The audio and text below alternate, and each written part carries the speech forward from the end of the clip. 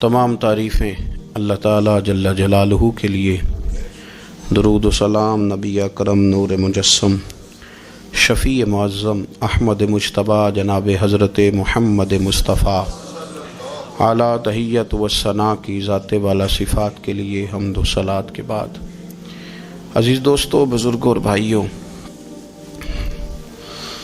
انسان کبھی کبھی اس طرح کرتا ہے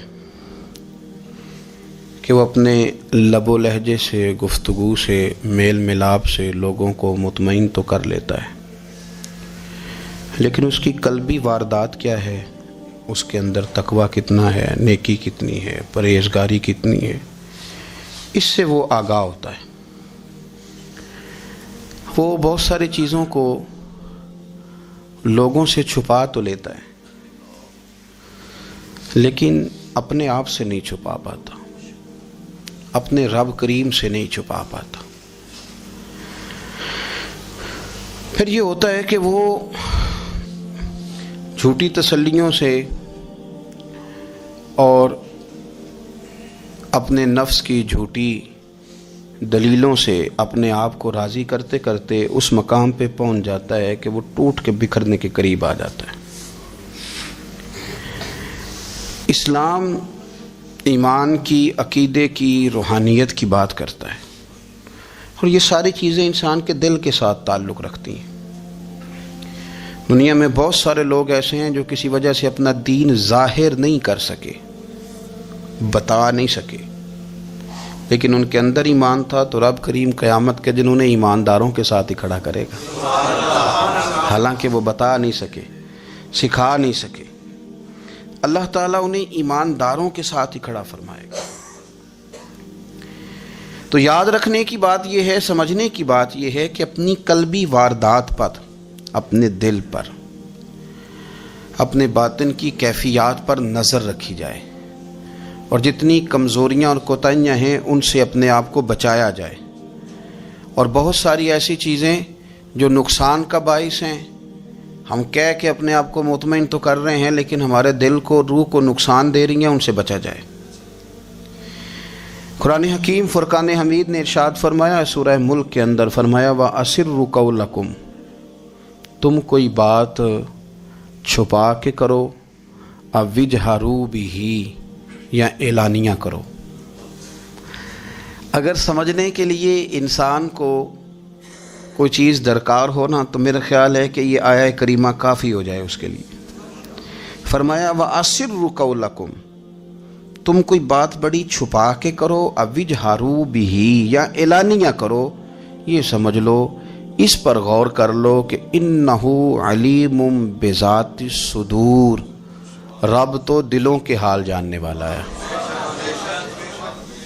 تم اعلانیہ کرو یا چھپا کے کرو، وہ تو جانتا ہے، علیم بذات الصدور، وہ تو دلوں کے حال جاننے والا ہے۔ تم بے شک اونچا کرو، بے شک آہستہ بولو۔ آیت نازل کب ہوئی؟ شان نزول بھی بڑا انوکھا ہے۔ مشرکین مکہ رسول کریم صلی اللہ علیہ وسلم کے بارے میں معاذ اللہ باتیں کرتے تھے، تو حضور اللہ کے دیے ہوئے علم سے انہیں جان لیا کرتے تھے۔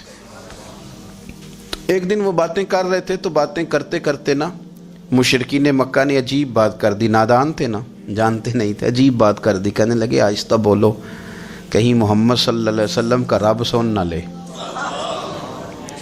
آہستہ بولو، اونچی بات نہ کرو، کہیں مصطفیٰ کریم علیہ السلام کا خدا سن نہ لے۔ تو اللہ نے آیت نازل کر دی، فرمایا نادانو وَأَسِرُّوا قَوْلَكُمْ أَوْ اجْهَرُوا بِهِ، آہستہ بولو یا اونچا بولو۔ اور شارحین نے، مفسرین نے لکھا ہے نہ بھی بولو، آہستہ بولو یا اونچا بولو، یا بے شک تم کوئی بات زبان سے ادا نہ بھی کرو، إِنَّهُ عَلِيمٌ بِذَاتِ الصُّدُورِ، رب تو تمہارے دلوں کے حال جاننے والا ہے، اسے تو پتہ ہے تم نے سینے میں کیا چھپایا ہے، حسد چھپایا ہے کہ رشک چھپایا ہے، عداوت چھپائی ہے کہ محبت چھپائی ہے، اسے تو پتہ ہے، اسے خبر ہے، اس لیے کہ وہ نظر ہی تمہارے دل پہ رکھتا ہے، اسے پتہ ہے تمہارے اندر کیا ہے۔ ہم لوگوں نے نا اپنی سارے معاملات دنیا داروں سے، لوگوں سے، یاروں سے، دوستوں سے وابستہ کر لیے۔ ہمیں تعریف بھی بندوں سے چاہیے، ہمیں اچھے ہونے کا جو ڈگری ہے وہ بھی بندوں سے چاہیے. ہم بندے بڑے نیک ہیں، یہ بھی لوگ کہیں تو پھر ہم مطمئن ہیں. ہم صحیح راستے پہ چل رہے ہیں، یہ سند بھی بندوں سے چاہیے. ہر بات پر اعتماد خلق، ہر وقت لوگوں پر ہی دھیان، لوگوں پر ہی توجہ، لوگوں کے معاملات ہی ڈسکس کرنا. بھئی یہ تو تیرے ذمہ ہی نہیں.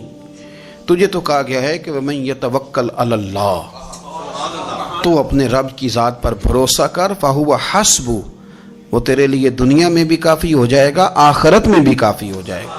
وہ تیرے لیے کافی ہے تیرا رب رسول. تو اللہ رسول کی جانب توجہ کر. ہماری ساری معاملات بندوں کے ساتھ مطلب فلانے کو کیا مل رہا ہے، فلانا کدھر جا رہا ہے، فلانے کے پیسوں پہ میرا کتنا حق ہے، فلانا آگے نکل گیا، فلاں پیچھے رہ گیا، فلاں نے محبت سے نہیں دیکھا، فلاں نے یہ کر دیا. ساتھ چھوڑیں، یہ تو ہر وقت تو ذکر آپ کو اللہ کا کرنا تھا. یا ایھا الذین آمنوا اذکروا اللہ ذکرا کثیرا وسبحوہ بکرۃ واسیلا. یہ جو آپ ہر وقت بندے کر رہے ہیں یہ تو آپ کو حکم ہی نہیں ہے. آپ نے تو ہر وقت اللہ اللہ کرنی تھی. تو جو کام کرنے کا تھا وہ چھوڑ دیا، جو نہیں کرنا چاہیے تھا اس پہ بحث شروع کر دی. پھر دل کے اندر مد و جزر خراب ہوتے ہیں، قلبی واردات بگڑ جاتی ہے، حسد پیدا ہوتا ہے، انسان کو لالچ پیدا ہوتا ہے، انسان حریص ہو جاتا ہے، انسان لوگوں سے عداوتیں پال لیتا ہے. کبھی ایسا کام نہ کرے. شہد بڑا میٹھا ہوتا ہے. عرب کے اندر ایک درخت پایا جاتا تھا، ایلوا اس کو کہتے تھے. اس طرح ہمارے ہاں نیم نہیں ہوتی، کڑوا ترین اس کا ذائقہ ہوتا ہے. اور آپ کچھ دیر اس کو پانی میں ڈال دیں تو پانی بھی سارا کڑوا ہو جاتا ہے، چونکہ اس کے خمیر میں رب کریم نے کرواہٹ رکھی ہے اور وہ حکمت ہے. اس کرواہٹ کا بھی اپنی جگہ فائدہ ہے. لیکن حضور سید عالم صلی اللہ علیہ وسلم نے ایک مثال بیان فرمائی اور وہ بڑی سمجھنے کی ہے. حضور مثالیں دیتے تھے تو کمال ہو جاتی تھی. بڑے سے بڑا ان پڑھ بندہ بھی اس کی روح تک بات اتر جاتی تھی. کریم محبوب علیہ السلام فرمانے لگے کہ اگر ایلوا درخت کے کچھ ٹکڑے شہد میں ڈال دیے جائیں نا تو شہد سے زیادہ میٹھی چیز کوئی نہیں ہوتی. تو حضور فرماتے ہیں کہ وہ ایلوا کا درخت جو ہے وہ شہد کو بھی بگاڑ دیتا ہے، اس میں کرواہٹ پیدا کر دیتا ہے. حالانکہ وہ بڑا میٹھا تھا، اپنی جگہ اس کی مٹھاس میں کوئی کسی قسم کی کمی نہیں تھی، لیکن وہ ایلوا کے درخت نے اسے بگاڑ دیا. اللہ کے محبوب فرماتے ہیں جس طرح ایلوا کا درخت شہد کو تباہ کر دیتا ہے نا، اس طرح حسد آدمی کے ایمان کو تباہ کر دیتا ہے. ایمان بڑی میٹھی چیز ہے، بڑی حسین چیز ہے، لیکن جب حسد آ گیا نا، حسد ہے کیا؟ حسد بندوں سے نہیں ہوتا، یہ سمجھ لیں. حسد کا مطلب، حسد کی لغوی تعریف یہ ہے کہ یہ سمجھ لینا کہ یا اللہ اسے نہیں دینا چاہیے تھا، مجھے دینا چاہیے تھا. یہ تعریف ہے. تو حسد ہوتا کس سے؟ حسد دراصل بندے پہ نہیں کیا جاتا.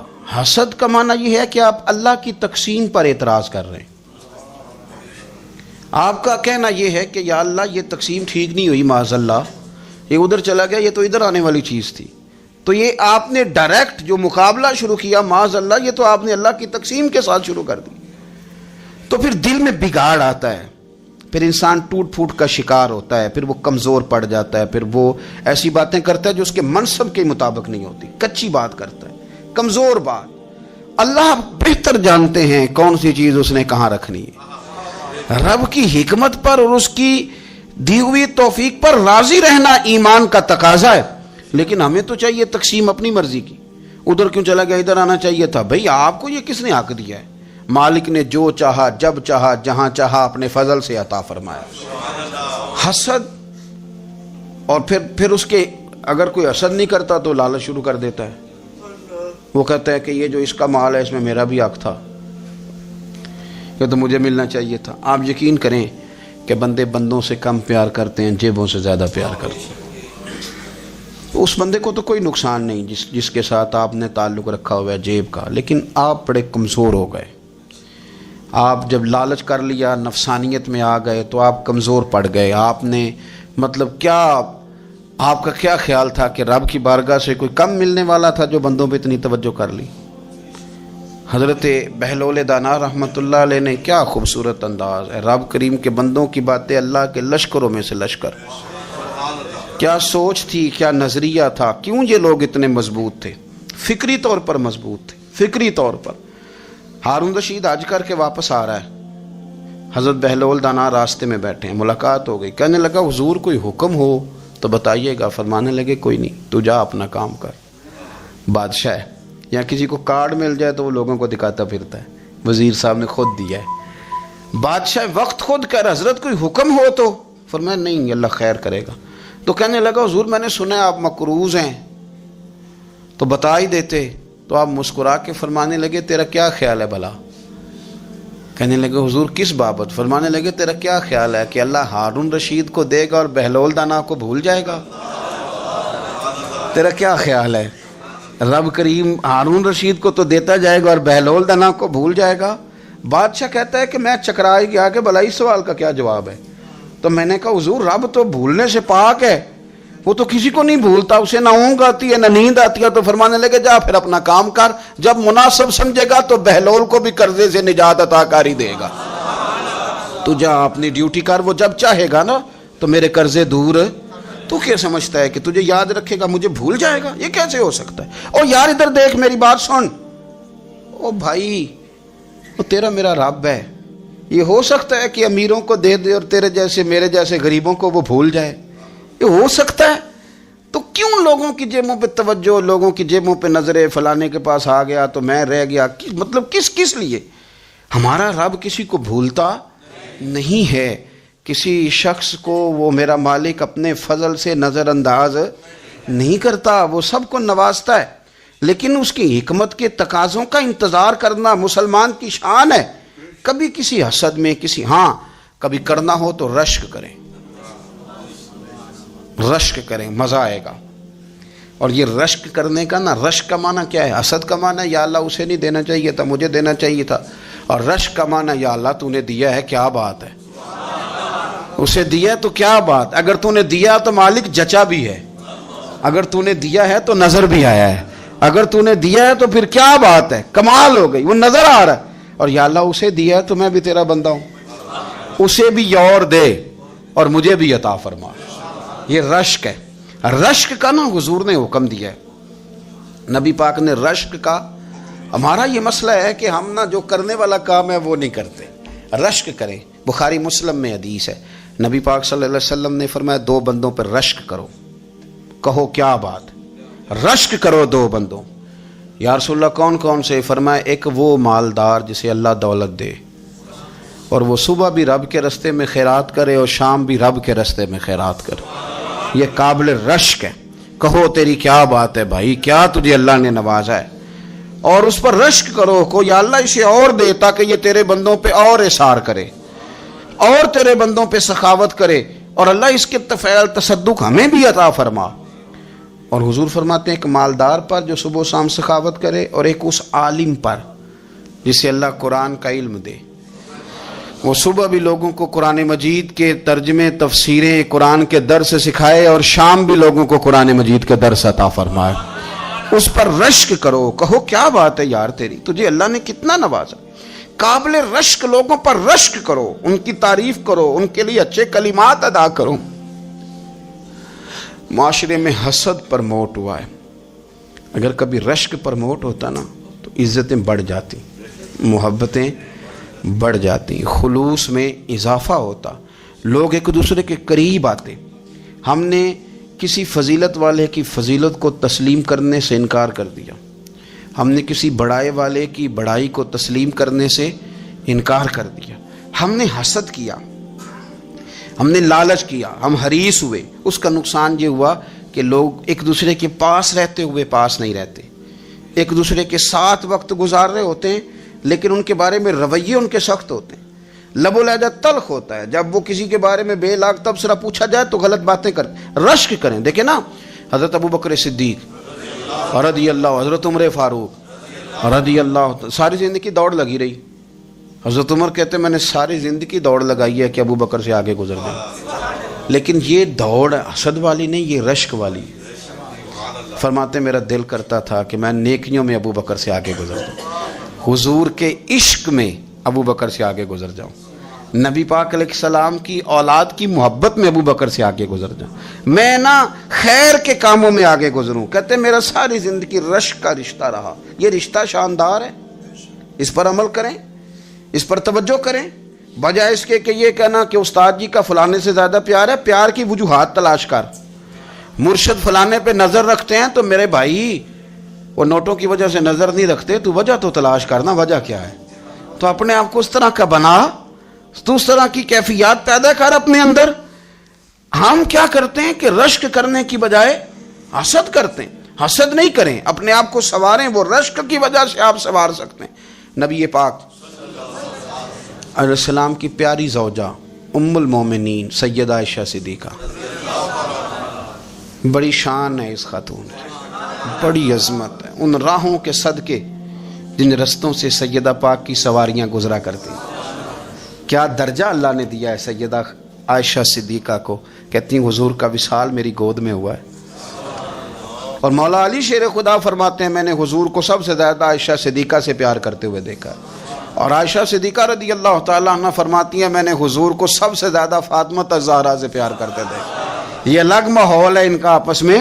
تو حضرت عائشہ صدیقہ اتنا بڑا مقام، لیکن وہ فرماتی ہیں میں نے ساری زندگی سیدہ خدیجۃ الکبریٰ پر رشک کیا. میں نے کہا کیا بات تھی اس خاتون کی جو وصال کر گئیں، لیکن شاید کو دن خالی جاتا ہو کہ مدینے والے ان کی وفاؤں کا ذکر نہ کرتے. شاید کوئی خالی دن جاتا. کہتی ہے میں نے اتنا قابل رشک ماحول نہیں دیکھا.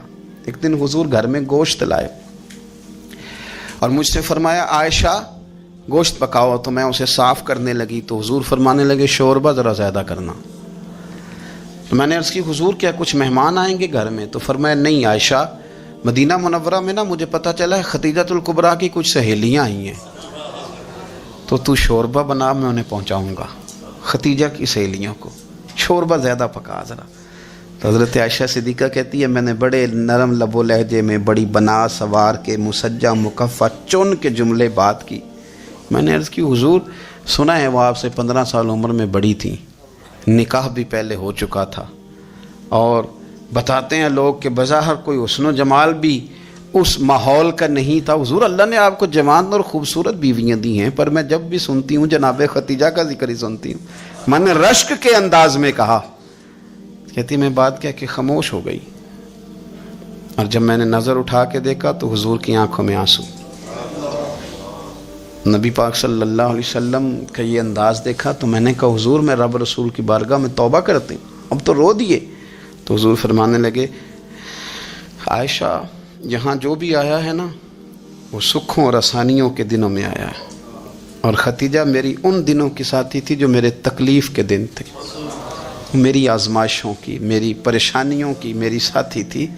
جب لوگ مجھے تکلیف دیتے تھے میں گھر جاتا تھا تو مجھے کہتی تھی حضور آپ تو صلہ رحمی کرتے ہیں، غریبوں کا بوجھ اٹھاتے ہیں، آپ تو لوگوں کے ساتھ محبت سے پیش آتے ہیں، حضور آپ پریشان نہ ہو، آپ کا رب آپ کو ہمیشہ عزتیں ہی عطا فرمائے گا.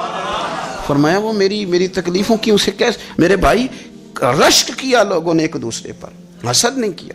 ہم تو نا جی اپنی مرضی کے فیصلے کرتے کرتے پیچھے رہ گئے. ہم نے لوگوں کو پیچھے کرنے کا سوچا تھا لیکن ہم سب سے پیچھے رہ گئے.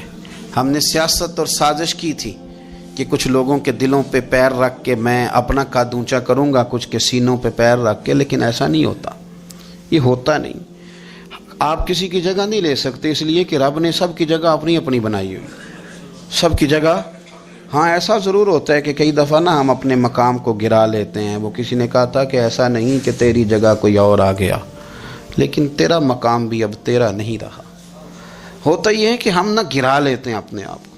اگر ہم رشک کا ماحول پیدا کریں، رشک کا، اور ہم کہیں کہ کیا بات ہے میں بھی سفر کروں گا، اس جانب جاؤں گا، بجائے یہ کہنا کہ فلاں آدمی بڑا آگے نکل گیا ہے، یہ کر کے نکل گیا ہے، وہ کر کے نکل گیا ہے، یہ کہنا کہ یار میں بھی رب کریم کی اس مدد کو تلاش کرتا ہوں جس کی برکت سے اللہ نے اس پر فضل فرمایا ہے.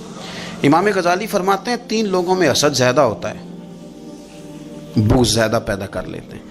اب چونکہ مضمون ہے تو ساری بات کھول کے ہی کرنی پڑے گی نا. فرماتے ہیں 3 لوگوں میں حسد، بڑے عہدے والوں میں حسد زیادہ ہوتا ہے. یعنی صوبائی وزیر کہتا ہے کہ حق میرا ویسے وفاقی وزیر کا تھا، اور وفاقی وزیر کہتا ہے کہ جتنا میرا تجربہ ہے نا مجھے بنایا وزیر اعظم ہی جاتا تو بات ٹھیک تھی. حسد زیادہ، بڑے عہدوں والوں میں حسد. اور امام غزالی فرماتے ہیں مالداروں میں حسد زیادہ ہوتا ہے. غریب نے غریب سے کیا جلنا ہے؟ جلنے کو شے ہی کوئی نہیں، کس سے جلیں گے؟ تو غریب تو بیچارہ 4 روٹیاں ہوتی ہیں تو وہ کہتا ہے چلو ٹھیک ہے آ جاؤ، دونوں مل کے بیٹھ جاتے ہیں۔ غریبوں کے دوست بھی غریب، امیر حسد کرتے ہیں، وہ سودے پہ سودا کرتے ہیں، وہ ایک دوسرے کی کمزوریاں بیان کرتے ہیں۔ میں نے گاہکوں کو نفع لیتے دیکھا ہے، فلانے سے مال لیتے تھے جی، اس نے بڑا تنگ کیا، تو کہتا ہے اسی طرح کا تو مجھ سے خریدا کر۔ لوگ استعمال کر جاتے ہیں، وجہ بیچ میں کیا ہوتی ہے؟ حسد، عداوت، خرابی ہوتی۔ اور تیسری بات امام غزالی نے شاید میرے لیے کہی ہے، امام غزالی فرماتے ہیں علماء میں حسد بڑا ہوتا ہے، عہدیداروں میں، مالداروں میں اور علم والے لوگوں میں۔ وہ بھی اللہ کی تقسیم پر راضی نہیں ہوتے، چونکہ وہ سمجھتے ہیں مجھے یہ لفظ آتے ہیں، میری قابلیت زیادہ ہے، میں زیادہ پڑھا لکھا ہوں، تو یہ منصب بھی میرا تھا، یہ کام بھی میرا تھا، یہ بھی میرے پاس ہونی چاہیے۔ ایسا نہیں ہوتا، یہ تو رب کریم کی عطا ہے۔ میں کئی دفعہ کہہ چکا ہوں کہ کام لینے پہ آئے تو میرے جیسے بیکار آدمی سے کام لے لے، یہ اس کی عطا ہے۔ اب ہمیں کرنا کیا ہے؟ ہمیں اس کی تقسیم پر راضی رہنا ہے، اس کی تقسیم پر قربان جائیں۔ رسول پاک علیہ السلام سے صحابی نے پوچھا حضور عزت کیا ہے؟ فرمایا جو رب نے تجھے دیا اس پہ راضی ہو جا، اللہ عزت عطا کر دے گا۔ قناعت کر، جو اللہ نے تجھے دیا اس پر قناعت کر، اللہ تجھے عزت دے دے گا۔ حضور ذلت کیا ہے؟ فرمایا لوگوں سے لالچ نہ رکھنا، تو ذلیل ہو جائے گا، لالچ نہ کر۔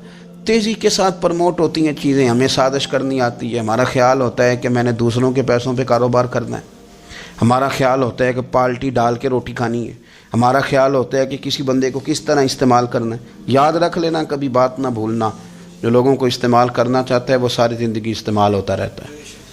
جو کسی شخص کو کسی مقام پر رسوا کرنا چاہتا ہے اپنی عزت بچا نہیں پاتا۔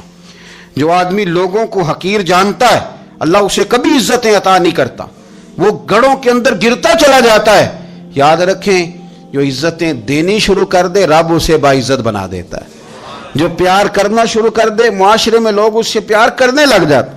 جو کسی دیکھیں اگر ہم وہاں سے مانگے جہاں سے سب کو ملتا ہے تو پھر بندوں پر اتنی نظر رکھنے کی ضرورت باقی رہتی نہیں ہے۔ ادھر دیکھیں رشک کریں گے تو لالچ سے بھی بچیں گے، حسد سے بھی بچیں گے۔ بخاری مسلم میں حدیث ہے، حضرت ابو ہریرہ رضی اللہ تعالیٰ عنہ کہتے ہیں ہم حضور کی بارگاہ میں حاضر تھے تو کچھ غریب لوگ حاضر ہوئے، غربا۔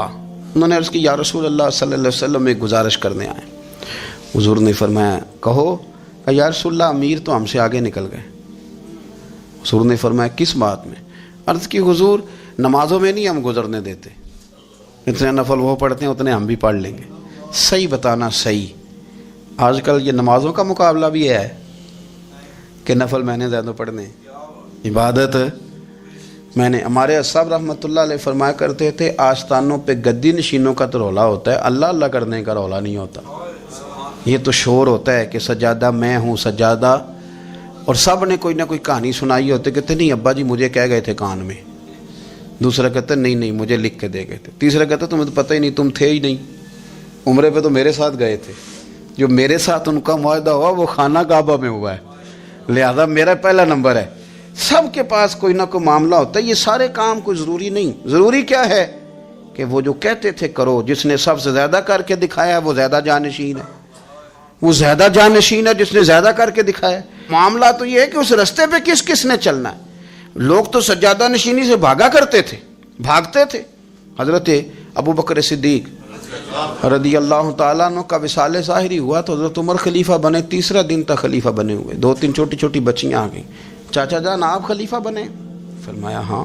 چلو پھر عصر کے بعد ابو بکر ہمارے گھر جاتے تھے۔ فرمایا پتر تمہارے گھر کیا ہے؟ کہنے لگی ہم یتیم ہیں، ہمارا بھائی کوئی نہیں۔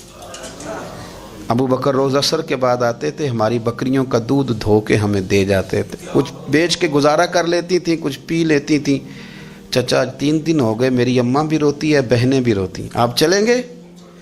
تو جناب سیدنا عمر فاروق کہتے ہیں میں نے دستار سر پہ رکھی اور پٹکا میں نے اپنے کندھے پہ رکھا، بیٹیاں آگے آگے میں پیچھے پیچھے، روتے جا۔ ایک صحابی نے پوچھا عمر کیوں رو رہے ہو؟ کہنے لگے یار یہ ابو بکر کتنا مشکل رستہ دے کے گیا، کتنا مشکل رستہ ہے اس کے طریقے پہ چلنا۔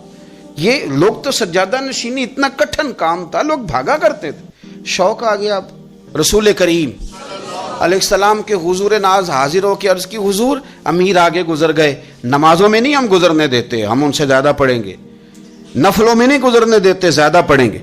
या रसूल अल्लाह सल्लल्लाहु ताला अलैहि वसल्लम, हम उन्हें ना तिलावत कुरान पाक में नहीं आगे गुजरने देंगे, वो हम ज़्यादा पढ़ेंगे। लेकिन हुजूर वो मालदार हैं, गुलाम आज़ाद करते हैं, सदकात करते हैं, खैरा, उसका हम क्या करें? हज़रत सैयदना अबू हुरैरा फरमाते हैं कि जवाब तो हुजूर ने बाद में देना था, पर जब उनका सवाल ख़त्म हुआ तो मैंने हुजूर का चेहरा नूर देखा, तो रसूल पाक का चेहरा खुशी से खिलता हुआ मुझे नजर आया। गोया ये जो रश्क है ना कि नेकी में आगे गुजरना, ये हुजूर को इतना पसंद आया कि उनके सवाल से हुजूर बड़े राजी हुए। करीम फरमाने लगे, हुजूर फरमाने लगे, मैं तुम्हें एक वजीफ़ा बताता हूँ, तुम वो पढ़ो, अमीर जितनी भी नेकियां करेंगे ना, अल्लाह तुम्हें उनके बराबर सवाब दे देगा। ले लो नुस्खा, ये करो काम। या रसूलल्लाह बताएं, फरमाए रात को ना 33 बार सुभान अल्लाह पढ़ा करो, 33 बार अल्हम्दुलिल्लाह पढ़ा करो, 34 बार अल्लाहु अकबर पढ़ा करो।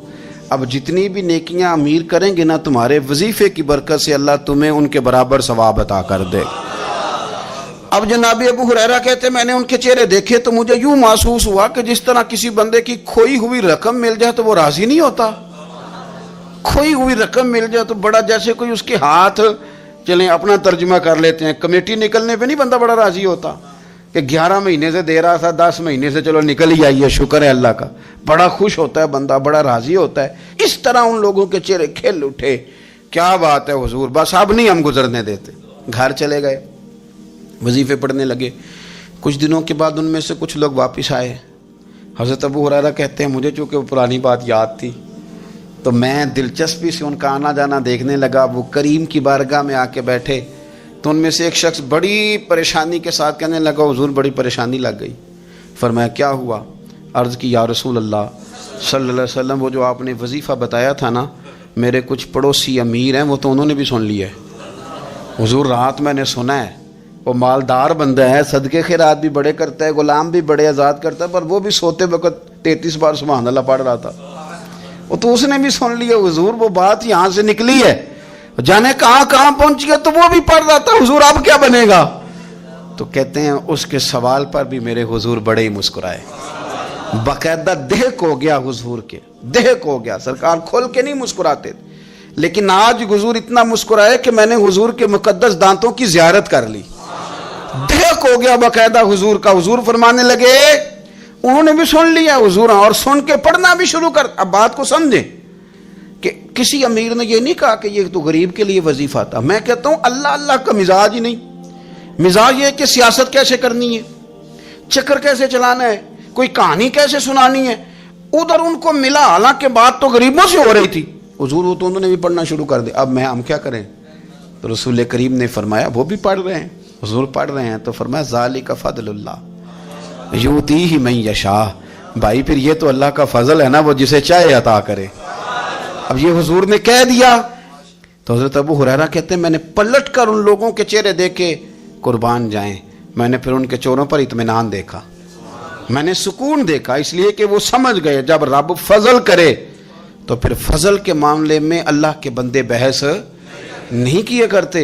वो मुतमईन होके गए, कहने लगे हुजूर फिर ठीक है, अगर मालिक इस तरह तकसीम कर रहा है तो फिर हम राजी हैं अपने रब करीम की रज़ा पे। अपनी ज़िंदगी जब आप बड़ी मोहब्बत से कुर्ब व जवार से तशरीफ़ लाते हैं, मैं कुरान और सुन्नत के बहुत सारे उन्वानात देख के आपकी खिदमत में एक बात अर्ज़ करूं, अपनी सारी तवज्जो अपने रब रसूल की जानिब माइल करें। जितना आप दाएं बाएं देखेंगे ना, उतना गाड़ी के टकराने का ख़तरा बढ़ जाएगा, वसवसे ज़्यादा आएंगे, उलझ जाएंगे। इतना ज़्यादा दाएं बाएं ना देखें, ये क्या कर रहा है, फलाना क्या कर रहा है, फलाने का ये मामला किस तरह का था, ना ना ना। आप तवज्जो अल्लाह की जानिब रखें। देखें मेरा और मेरे रब का मामला ठीक चल रहा है, अल्लाह रसूल के साथ मेरे मामलात ठीक हैं। यहाँ तो आप किसी की इस्लाह करेंगे, दावत देंगे या दुआ करेंगे, तनकीद की तो वैसे दीन में इजाज़त नहीं है। आपने यहाँ किसी की इस्लाह करनी और वो दर्द के साथ करनी, और यहाँ किसी के लिए दुआ करनी है कि या अल्लाह इस बंदे पे रहम फरमा, इसे बदल दे। तनकीद की और तंज की तो इजाज़त اپنا معاملہ رب کریم کے ساتھ، ہماری سوچیں کس طرح کی ہیں، ہمارے اندر ماحول کس طرح کا ہے، وہ چونکہ دلوں کے حال جانتا ہے. اور نبی پاک صلی اللہ علیہ وسلم نے فرمایا نہ تمہاری جیبیں دیکھتا ہے نہ تمہارے چہرے دیکھتا ہے، وہ تو جب دیکھتا ہے تمہارا دل دیکھتا ہے. اس کی کیفیت کیا ہے؟ حضرت انس بن مالک رضی اللہ تعالیٰ عنہ فرماتے ہیں، اس حدیث کو یاد رکھیے گا، حافظ منذری نے ترغیب و ترہیب میں لکھی ہے. فرماتے ہیں کہ حضرت انس بن مالک رضی اللہ تعالیٰ عنہ فرمانے لگے کہ ایک حضور کے ایک غلام، ایک صحابی بیمار تھے. تو حضور نے فرمایا انس چلو تیمارداری کرتے ہیں. کہتے ہیں حضور کے ساتھ گئے، نبی پاک صلی اللہ علیہ وسلم پہنچے. جب ہم نے اس شخص کو دیکھا تو حضرت انس کہتے ہیں ہم پریشان ہو گئے، کیونکہ ہم نے اسے بڑا صحت مند دیکھا تھا، وہ کمزور ہو گیا، وجود پر بہت سارا گوشت دیکھا تھا. اب ہم دیکھ رہے ہیں کہ وہ ہڈیاں ہی ہڈیاں رہ گئی ہیں، چہرہ بڑا بارونق تھا، اب کمزوری ہو گئی. رسول کریم تشریف لے گئے اور حضور اس کی چارپائی کے سرہانے بیٹھے، اور جب حضور نے اپنا دست مبارک اس کے بالوں میں رکھا اور نبی پاک نے دست شفقت پھیرا تو کہتے ہیں اس شخص نے آنکھیں کھولی اور حضور کا چہرہ دیکھا تو اس کی خوشی کی کوئی انتہا نہ رہی. بڑا راضی ہوا، بڑا راضی. اور حضور نے اس کے لیے دعا کی، اس دعا پر بھی اسے بڑا اطمینان قلبی نصیب ہوا. کہتے ہیں حضور اکثر تیمارداری فرماتے تھے، پر آج نہ حضور نے ایک نرالی، انوکھی اور انفرادی بات ارشاد فرمائی.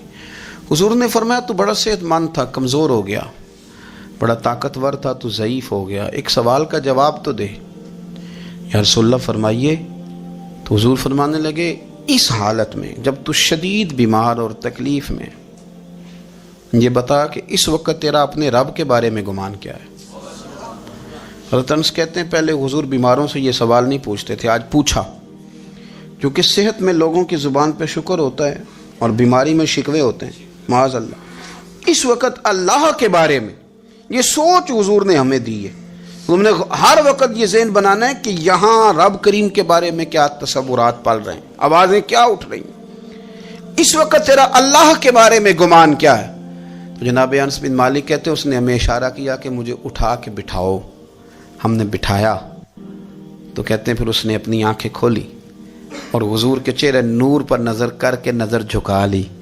عرض کرتا یا رسول اللہ میں کمزور ہوں، بیمار ہوں، تکلیف میں ہوں، اٹھ نہیں سکتا، کھا نہیں سکتا، پر حضور ابھی بھی میرے دل سے آواز یہی نکلتی ہے کہ میرا رب بڑا ہی کریم ہے، میرا اللہ بڑا ہی مہربان ہے، وہ بڑا ہی معاف کرنے والا ہے، وہ اپنے بندوں سے پیار ہی بڑا کرتا ہے. آپ میری بات کو سمجھیں، کیفیت کیا ہے اور الفاظ کیا ہیں. حضور وہ مجھ سے بڑی محبت کرتا ہے، بڑے پیار والا ہے. یہ لفظ کہتے کہتے آواز بھرا گئی، آنسو نکل آئے. پھر اس نے تکلیف زیادہ محسوس کی تو وہ لیٹ گیا اور پھر اس نے حضور کے چہرے نور پہ نظر ڈالی، کلمہ پڑھا، روح ہی پرواز کر گئی. حضرت انس بن مالک فرماتے ہیں ہم اس کے گھر سے نکلے اور جب حضور اس کے کمرے سے باہر آئے تو رسول کریم نے پلٹ کر رک کر پھر پیچھے دیکھا اور فرمایا انس اگر کسی جنتی کی زیارت کرنی ہے تو میرے اس غلام کا چہرہ دیکھ لو. اس لیے کہ جن لوگوں کے نظریات رب کریم کے بارے میں اس طرح کے ہوں پھر ان کے خاتمے خیر کے ہوتے ہیں، پھر اللہ ان کے لیے جنت کے فیصلے فرماتا ہے. اپنے افکار میں، نظریات میں، سوچوں میں کوئی ضروری نہیں ہے کہ ہم لوگوں کو دو لفظ کہہ کے مطمئن کر لیں تو ہم خود ضمیر کے قیدی بن کے زندگی گزار دیں. یہ معاملہ ٹھیک نہیں، یہ صحیح نہیں چلتا. آپ اپنی قلبی واردات پر، قلبی خیالات اور تصورات پر کڑی نگرانی رکھیں گے. آپ دیکھیں گے کہ کہاں یہ مجھے خرابی کی طرف لے کر کے جا رہا ہے، کہاں یہ بدگمانیاں پیدا کر رہا ہے، کہاں یہ خرابیاں لا رہا ہے. یہ سختی پیدا کر دے گا، نفرتوں کو، لالچ کو، حسد کو، عداوت کو یہ بڑھا دے گا. آپ اپنے معاملات پر اپنے دل کو ہمیشہ حاضر رکھیں. اللہ اپنے محبوب کا صدقہ فضل کرے، وہ مقلب القلوب ہے تو وہ ہمارے دلوں کو اپنی طرف پھیر دے. آخر دعوانا ان الحمدللہ رب العالمین. میں مدینے چلا، میں مدینے چلا، میں مدینے چلا، میں مدینے چلا، میں مدینے چلا، میں مدینے چلا، میں مدینے چلا، میں مدینے چلا، پھر کرم ہو گیا میں مدینے چلا، پھر کرم ہو گیا میں مدینے چلا، میں مدینے چلا میں مدینے چلا